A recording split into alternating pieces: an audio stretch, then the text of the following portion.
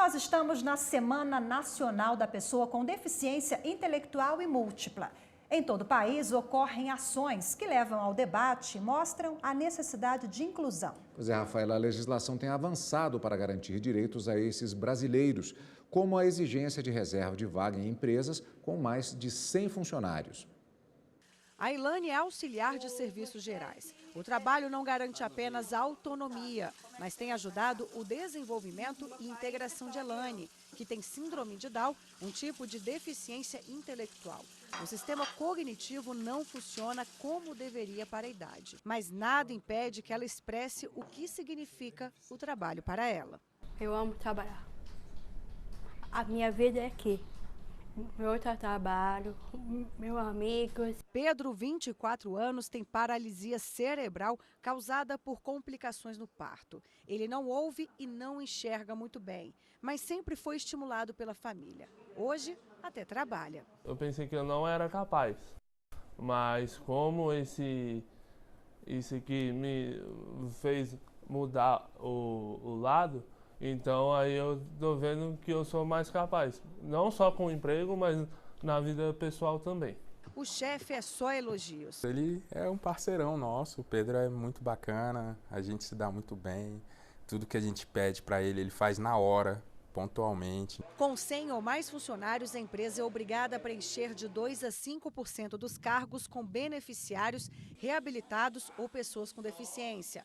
Até 200 funcionários, 2%. 201 a 500 funcionários, 3%. De 501 a 1.000 funcionários, 4%. E de 1.001 funcionários em diante, 5%. Para esta psicóloga, a lei ajuda na inserção no mercado de trabalho. Mas as pessoas com deficiência intelectual ainda sofrem com a integração e socialização. Muitas vezes, uma pessoa que vai com deficiência que não dá certo, a empresa já diz que não dá para contratar deficiente, porque não tem deficiente qualificado e já fecha as portas. Então, ainda a gente tem muito a avançar. Uma das formas de alertar sobre o problema e diminuir o preconceito é conversar mais sobre o assunto. Por isso, há 2 anos foi criada por lei a Semana da Deficiência Intelectual e Múltipla. É dar voz à pessoa com deficiência. Então, nós temos debate essa semana em todo o Brasil, sempre tem grandes eventos, todo com o objetivo de que a pessoa com deficiência ela seja ouvida. Mas nem sempre é assim. Esta casa-abrigo cuida de 10 pessoas com deficiência intelectual. Todas foram abandonadas pela família e viviam em situação de extrema vulnerabilidade. Maísa cuida da instituição, que sobrevive com doações e dinheiro de um convênio do governo do Distrito Federal. O amor, que é uma oportunidade, inclusive, que Deus nos dá de estar em contato com essas crianças, com esses meninos, né, deficientes que precisam tanto, que foram tão privados, né, pelo abandono dos pais e que estão precisando da gente.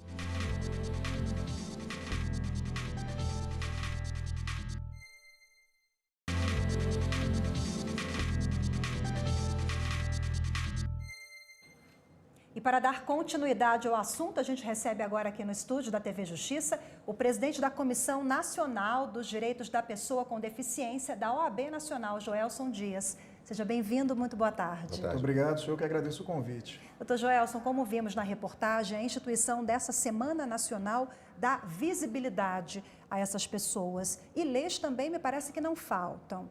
Qual é o principal gargalo? É dar efetividade? Faltam programas como esse, cada vez mais, de conscientização, informar as pessoas realmente dos seus direitos, as famílias, as próprias pessoas com deficiência, sobretudo. E, claro, um trabalho concertado da sociedade com o governo para que as políticas públicas efetivamente saiam do papel. Precisamos de mais orçamento, precisamos de prioridade e precisamos de políticas públicas com a participação da sociedade civil e do governo. E precisamos de cronogramas específicos para todas essas políticas públicas. E o mais importante, como quer a Convenção da ONU, nada sobre as pessoas com deficiência sem as próprias pessoas com deficiência. Doutor, já há um tempo, vemos acompanhando a questão da inclusão e o espaço das pessoas com deficiência nas escolas, ditas normais.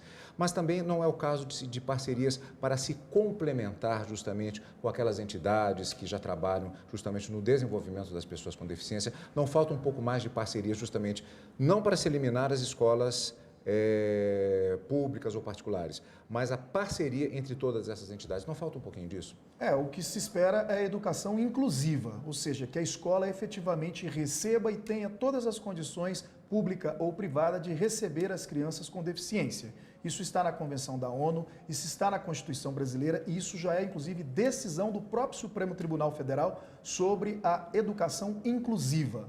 Mas é claro que isso não tira de uma série de instituições que acumularam muita experiência ao longo dos anos, trabalhar, por exemplo, no contraturno, oferecendo a essas crianças, alunos com deficiência, todas as condições de poderem autogerir a sua vida, buscar cada vez mais independência, autonomia, enfim, o protagonismo das pessoas com deficiência, mas sem prejuízo, é claro, da educação, do ensino regular na escola comum ou regular, garantindo assim, efetivando assim a educação inclusiva. Em relação à inserção no mercado de trabalho, as empresas têm alguma obrigação em inserir essas pessoas com deficiência? É claro, a própria reportagem trouxe muito bem essa questão das cotas, existe essa obrigação, o Ministério Público do Trabalho sempre muito atento, são vários os termos de ajustamento de conduta e até multas aplicadas às empresas que, a partir de uma certa quantidade, têm mesmo essa obrigação de contratar pessoas com deficiência, mas precisa mais investimento da parte do poder público e até mesmo da sociedade,